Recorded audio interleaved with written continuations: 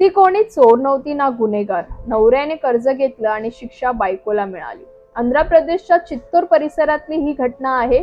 25 वर्षीय महिला शिरीषा नाव आहे तिचं. नवऱ्याने सोडलंय तिला. नवऱ्याने एका सावकाराकडून 80,000 रुपयाचं कर्ज घेतलेलं आणि ते त्याने फेडलं नव्हतं. सावकाराने तिला पकडलं, तिला एका लिंबाच्या झाडाला, कडुलिंबाच्या झाडाला बांधलं आणि तिच्यावरती हात उचलला आणि मारहाण केली.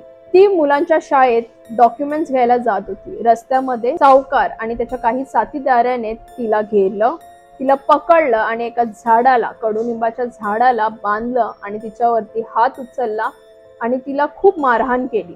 दोन तिचे चिमुरडे मुलं हे बघत होते आणि ते रडत होते, पण ते निर्दयी लोकांना जराही दया आली नाही. हा व्हिडिओ व्हायरल झाला. सीएम चंद्रबाबू नायडू यांनी आदेश दिले पोलिसांना की लवकरात लवकर कारवाई करा.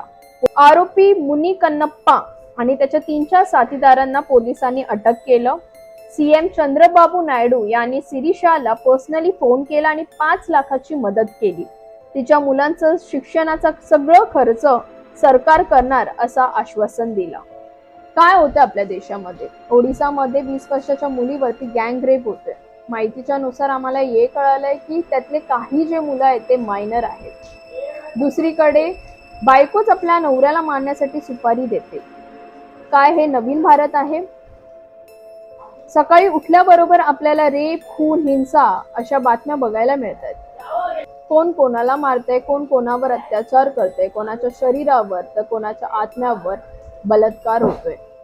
क्राईम पुढे जात नाहीये, क्राईम नॉर्मल होतंय असं वाटतंय.